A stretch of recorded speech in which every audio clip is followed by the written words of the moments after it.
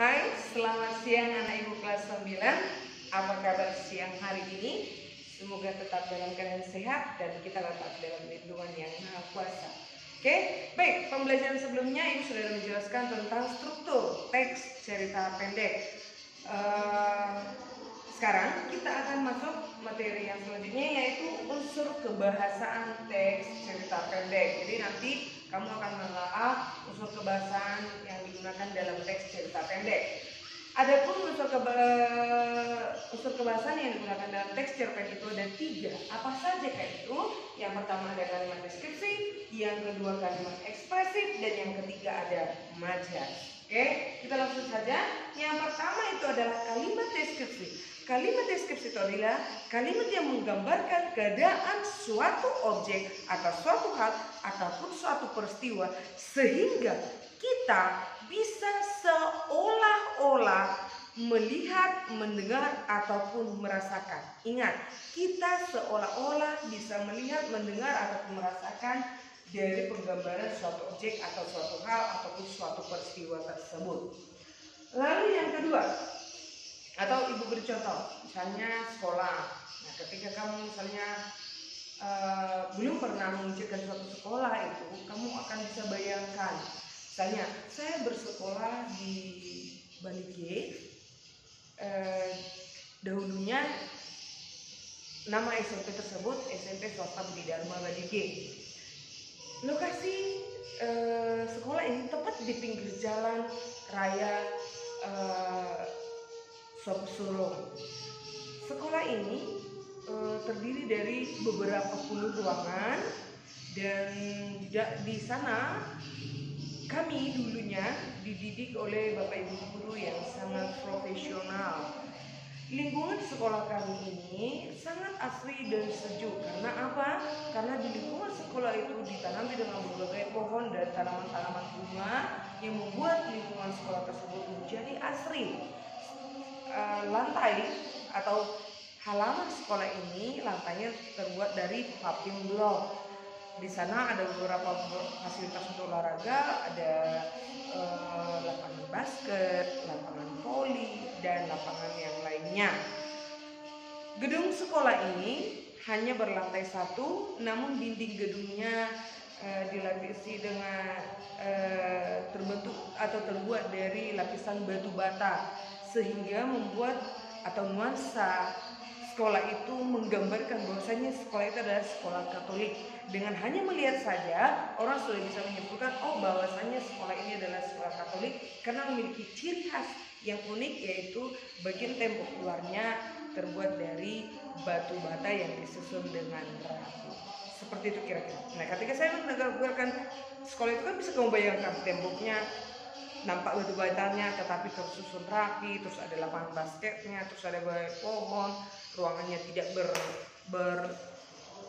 dia hanya berlantai 1, tidak bertingkat, lalu ada beberapa puluh ruangan, artinya ada banyak ruangan. Nah, ketika saya mendeskripsikan suatu tempat atau objek itu, kamu pasti bisa seolah-olah melihat objek yang saya deskripsikan, padahal objek itu tidak ada kamu lihat, seperti itu. Lalu yang kedua, kalimat ekspresif adalah kalimat yang digunakan oleh si pengarang untuk mengekspresikan perasaannya melalui tuturan atau perkataan tokoh. Biasanya dia menggunakan kata seru. Ingat interjeksi waktu kita tatap muka sudah dijelaskan. Lalu kata serapan, kata yang diserap dari bahasa asing lalu digunakan menjadi bahasa Indonesia, ataupun simbol-simbol tertentu. Contohnya, nih kata seru nih. Aduh, ingat ya, kata seru ada banyak, ada 10 kalau nggak salah.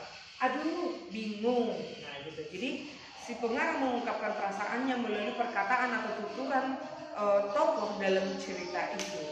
Itulah disebut kalimat ekspresif. Kalimat yang digunakan untuk mengungkapkan perasaan dalam bentuk tuturan atau perkataan.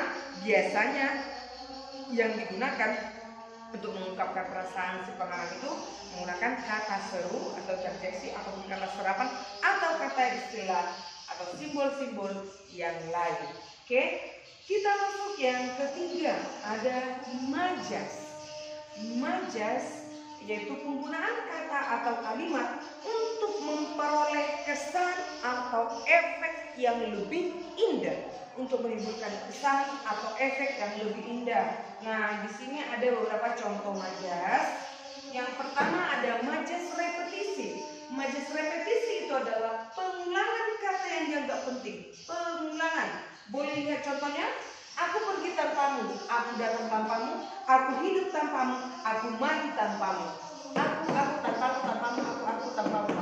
Jadi pengulangan kata yang dianggap penting. Itu dia repetisi. Yang kedua, eufemisme. Majas eufemisme adalah majas yang menghaluskan kata-kata yang dianggap kasar. Contoh kalimatnya, ibunya telah dibebas tugaskan. Dibebas tugaskan itu artinya dipecat. Nah, eufemisme ini adalah majas yang menghaluskan. Kalau misalnya katakan kemarin sore ibunya dipecat oleh bosnya, terlalu kasar kan? Nah, untuk memperhalus itu digunakan majas eufemisme, maka kata dipecat itu diganti menjadi dibebas tugaskan. Seperti itu ya. Lalu yang ketiga ada litotes. Majas litotes adalah majas yang dianggap merendahkan diri agar terkesan tidak sombong. Agar tidak terkesan sombong. Contoh, saya hanya bisa membawa bingkisan seadanya, padahal dia udah bawa pasar yang 2 meter.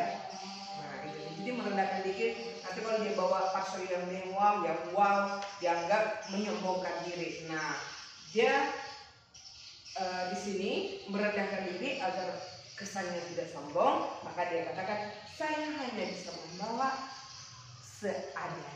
Seperti itu, ya. Lalu yang keempat ada majas pleonasme. Pleonasme, majas yang digunakan menggunakan beberapa kalimat yang memiliki makna yang sama dalam satu kalimat. Ingat ya, menggunakan beberapa kata yang memiliki makna yang sama dalam satu kalimat. Contoh, Radit adalah siswa yang sangat amat cerdas sekali. Sudah sangat amat sekali. Itu kan sangat dengan amat dengan sekali itu maknanya sama. Gitu ya. Jadi kesannya lebih berlebihan ya. Pleonasme itu majas yang menggunakan beberapa kata yang memiliki makna yang sama dalam satu kalimat. Jadi cukup dia sangat cerdas, atau dia amat cerdas, atau dia cerdas sekali. Jadi jangan digunakan kata-kata yang sama dalam satu kalimat sehingga menimbulkan kesan berlebihan, mubazir seperti itu ya. Lalu yang kelima ada hiperbola. Majas yang memberi makna atau kesan secara berlebihan, lebay. Majas hiperbola adalah majas lebay. Contohnya, harga cabai menggila di pasar. Siapa telah menggila? Bagaimana harga cabai bisa menggila? Artinya apa? Harganya mahal seperti itu ya. Namun diungkapkan dengan cara yang berlebihan. Harga cabai menggila. Yang di situ menggila hanya manusia seperti itu kira-kira ya. Lalu nomor 6 ada simile. Simile bukan smile. Simile. Simile itu adalah majas yang menyamakan objek yang rumit dengan hal yang sama. Menyamakan objek yang rumit dengan hal yang sama, yang sederhana. Contoh, alisnya sangat bagus, tersusun rapi seperti semut di dinding. Ya. Oke, itu contohnya ya. Itu ada contoh dari simile. Bentuk alisnya sangat aneh seperti semut hitam berbaris di dinding. Seperti itu ya.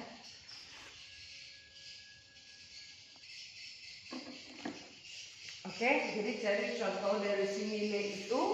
Aneh sekali alisnya seperti semut hitam berbaris. Jadi simile itu menyamakan objek yang dianggap rumit dengan yang sederhana.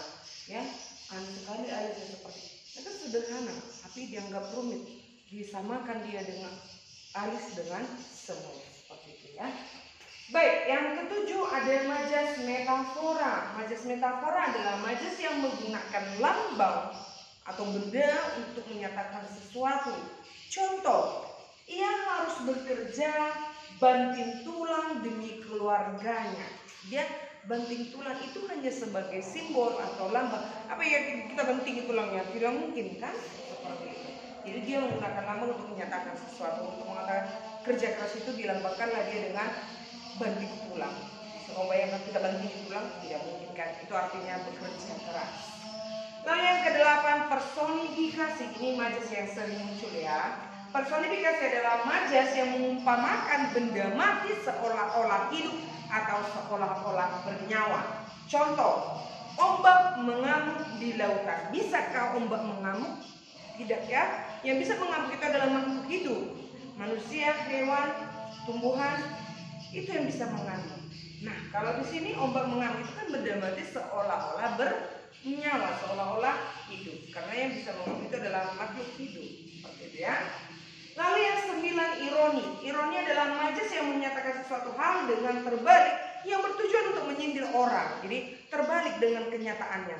Tapi yang disampaikan itu adalah maksud untuk menyindir orang lain. Contohnya, oh rapi sekali tulisanmu, seperti cakar ayam. Atau contoh lain, oh Radit kamu sangat tampan, tapi kalau dilihat dari Monas, nah begitu kan. Menyatakan terbalik, artinya kan tulisanmu sangat jelek seperti itu, tapi diungkapkan dengan cara yang terbalik untuk tujuannya menyindir sesuatu, gitu ya. Jadi untuk menyindir itu dia tidak langsung jelek kali tulisanmu, tidak langsung seperti itu, tapi diberikan dulu pujian, lalu pujian itu bertujuan untuk menyindir, seperti itu kira-kira. Oke. Baik, dari unsur kebahasaan yang ketiga itu mulai dari kalimat deskripsi, kalimat ekspresif, dan majas-majas ada 9. Silakan kamu catat, pindahkan ke buku catatan kamu. Lalu tuliskan masing-masing satu contoh dari contoh majas ini. Contoh majas ada 9.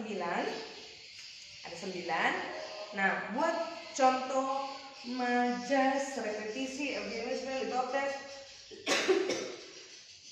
pleonasme, hiperbola, simile, metafora, personifikasi, dan ironi. Masing-masing satu.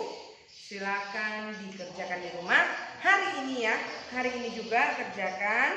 Langsung kirim fotonya di Google Classroom atau di WhatsApp Ibu juga boleh. Oke, jadi untuk tugas hari ini yang pertama itu kamu catat, pindahkan, salin unsur kebahasaan yang dijelaskan tadi ke dalam catatan kamu. Yang kedua, buat masing-masing satu contoh dari jenis-jenis majas, ada 9. Buat contohnya seperti yang sudah dibuat tadi ya. Misalnya, oh rapi sekali tulisanmu seperti cakar ayam, ombak mengamuk di lautan. Nah, tuliskan dulu, pahami, lalu buat contohnya. Oke, jelas ya? Baik, itu saja pertemuan kita siang hari ini. Jangan lupa bahagia, jangan lupa tersenyum, dan salam sehat.